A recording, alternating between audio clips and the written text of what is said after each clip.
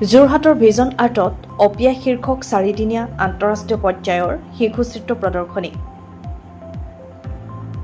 8 আগষ্ট শনিবাৰৰ পৰা 10 আগষ্টলৈ আৰু 12 আগষ্টৰ পৰা 14 আগষ্টলৈ দুটা পৰ্যায়ত নৰ্থ ইষ্ট কলা মেলাৰ উদ্যোগত আৰু ইণ্টাৰনেশ্যনেল ৰাউণ্ড ছাৰ্ফেচৰ সহযোগত যোৰহাট জিলাৰ ভিজন আৰ্ট অসমৰ কলা বিথীকাত আৰ্ট অপিয়া শীৰ্ষক আন্তঃৰাষ্ট্ৰীয় পৰ্যায়ত এখনি বিশাল চিত্ৰ প্ৰদৰ্শনীৰ আয়োজন কৰা হয়।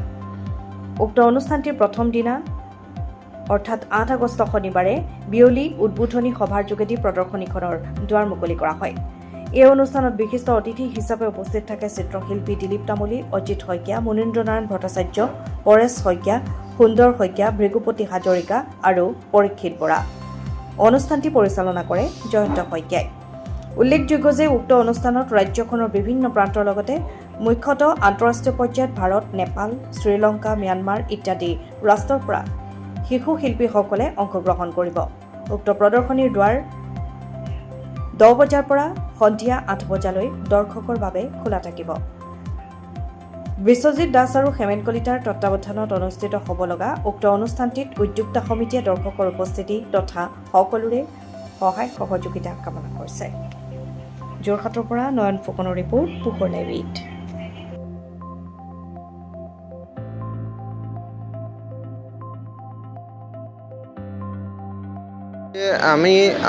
মই ইণ্টাৰনেশ্যনেল ৰাউণ্ড ছাৰ্ফেচৰ ছেক্ৰেটাৰী বিশ্বজিৎ দাম আৰু আমাৰ লগত নৰ্থ ইষ্ট কলা মেলাৰ ছেক্ৰেটাৰী হেমেন কলিতা।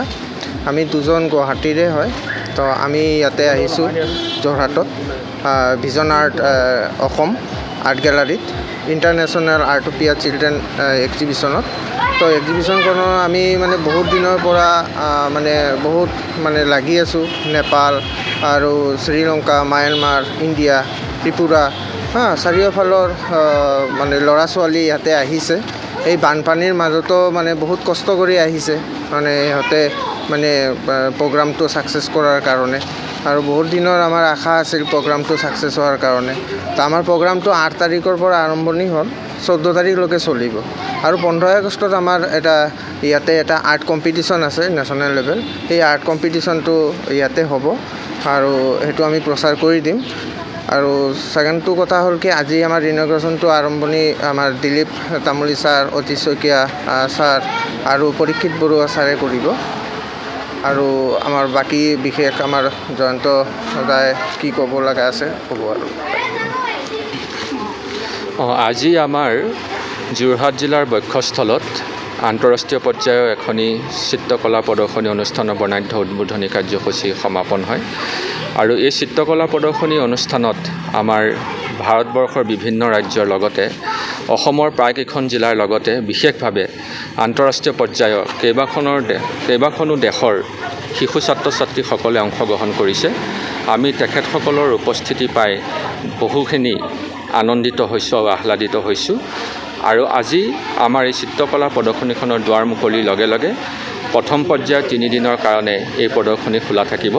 আমি সকলোকে আহ্বান জনাইছোঁ, সকলোৱে আহক, আমাৰ এই চিত্ৰকলা প্ৰদৰ্শনীত অংশগ্ৰহণ কৰক আৰু চিত্ৰকলাৰ এই ধাৰাটোক যাতে আৰু ব্যাপকভাৱে প্ৰচাৰ আৰু প্ৰসাৰ কৰিব পাৰোঁ, তাৰ বাবে আমি সকলোৱে একত্ৰিতভাৱে কাম কৰাটো উচিত হ'ব। কিমান ষ্টুডেণ্টে অংশগ্ৰহণ কৰিছে? এই চিত্ৰকলাত 104জন ছাত্ৰ ছাত্ৰী অংশগ্ৰহণ কৰিছে আৰু পৰৱৰ্তী সময়ত যথেষ্ট সংখ্যক ছাত্ৰ ছাত্ৰী অংশগ্ৰহণ হ'ব। আমাৰ বিশেষভাৱে ৰাজ্যত প্ৰলয়ংকাৰী বানপানীৰ বাবে যথেষ্ট সংখ্যক আগ্ৰহী ছাত্ৰ ছাত্ৰীয়ে অংশগ্ৰহণ কৰাৰ ইচ্ছা আছিল যদিও বাধ্যত পৰি তেওঁলোক আমাৰ এই কাৰ্যসূচীৰ পৰা বিৰত থাকিবলগীয়া হ'ল। গতিকে আমি পৰৱৰ্তী সময়ত সকলোকে সাঙুৰি পুনৰ আন এক বৰ্ণাঢ্য কাৰ্যসূচীত এই অনুষ্ঠান আয়োজন কৰিম। এইজৰ ক্ষেত্ৰত আমাৰ এই এক্সিবিশ্যনখন আমাৰ প্ৰাইমেৰীৰ পৰা আৰু ক্লাছ 12লৈকে আমি কৰিছোঁ, যিহেতু শিশু সেইখিনি সকলেই হয়। আৰু ইয়াতে আমাৰ 104জন বিদ্যাৰ্থী ইয়াতে অংশগ্ৰহণ কৰিছে। আৰু ইয়াতে আমাৰ 4খন কাণ্ট্ৰি লৈ পেলাই আমি কৰিছোঁ, য'ত আমাৰ ম্যানমাৰ, শ্ৰীলংকা, নেপাল আৰু ভাৰত এই 4খন কাণ্ট্ৰি আমি মিলাই পেলাই কৰিছোঁ।